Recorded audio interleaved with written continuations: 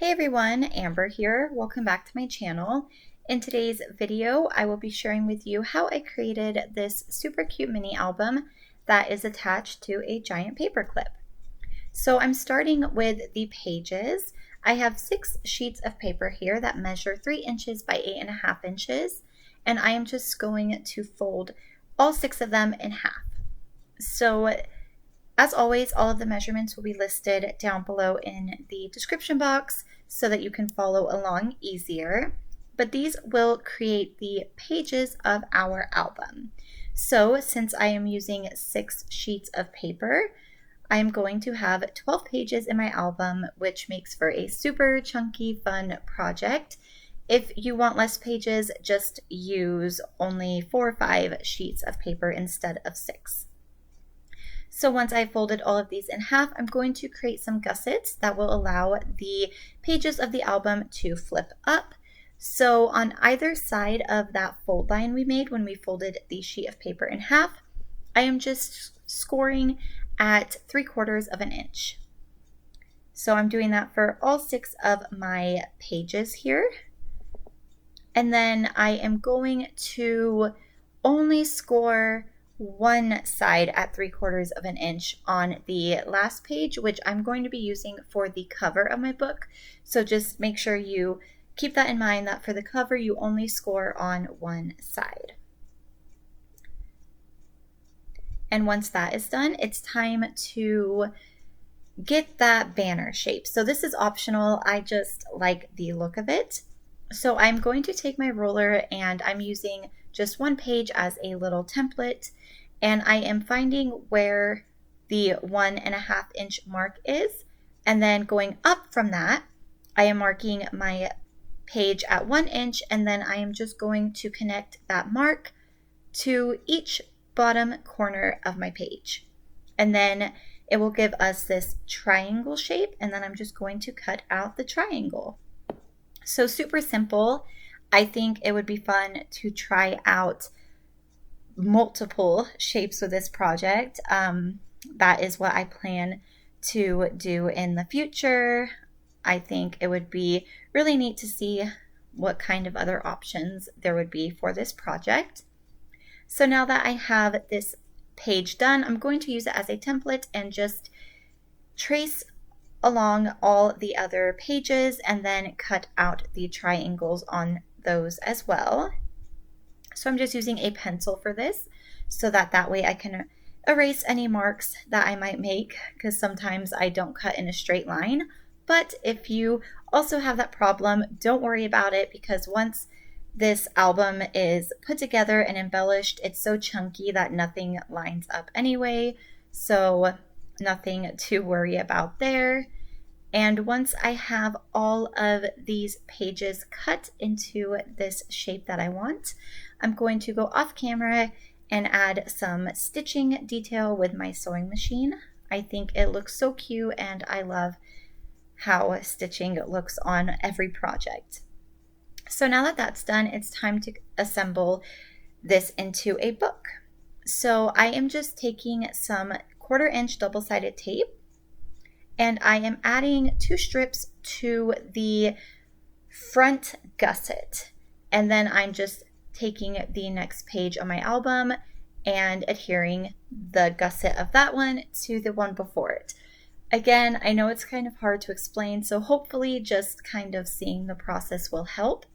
And as I'm doing this, I'm also folding up on those score lines we added earlier, just so those are already flipped up and I won't have to do that later. So continuing the process here of just adding some adhesive. I recommend using a strong adhesive for this part, folding up on my score lines, and then I am just adding that page and then making sure it's nice and adhered. So I'm going to continue this process, which is a bit tedious, but it is definitely worth it in the end, until I get to the middle page, which will be the last page that we add. That's going to create the middle part of our album. You'll see once we get there. So this is pretty much what the gussets are for, just to help us adhere our album together. With the first album I created like this, I did 1/2 inch gussets and they worked, but there wasn't that much room for the actual paper clip to sit comfortably inside. So that's why this time I'm going with a 3/4 gusset. So now that all of the front or top gussets have been adhered together, I'm going to move on to the back. So I'm skipping the middle for now. So the middle part, which will have the same pattern of your pages, I'm just skipping that. That is where we are going to add it to the paper clip and adhere it down. So for now, I'm skipping that and just repeating the same process as before, but on the back part. So like I said, a little bit tedious and definitely more tedious to explain, but in all honesty, it's just a really simple process. So just going to keep adding tape and gluing things down until I get to the middle part. And once that is done, we can see a little bit of a flip through here. I am just flipping up on all of those fold lines to make sure that they are nice and creased. Now that everything is adhered down. And this album is chunky and thick, so it's kind of hard to do that. But now that that's done, I'm going to take this paper clip. This is a 4-inch paper clip. I will leave a link down below to the ones I found on Amazon, and I'm just going to slip that right in to the middle part of our book. First, I had to kind of bend the paper clip up to make room, and now I am going to use hot glue to adhere this together. So you can use any adhesive you want. I just really recommend hot glue because it is strong, it dries quick, and it will hold together. And I just put a good amount of it there, and now I am just holding the pages together until it's done. And now it is ready to go. So I am just going to pull the paper clip back into its natural shape, which is kind of hard because since it is such a large paper clip, the metal is thick. But once that's done, it's time to embellish. So here is a quick little flip through of the album with blank pages, and then I have a little flip through of it all embellished. So here is the finished project. I just love how fun and unique this mini album looks. I think it's so cute. So I used the Sweet Story collection from Crate Paper, which is great for summer, but also just for anything kind of bright and colorful and fun.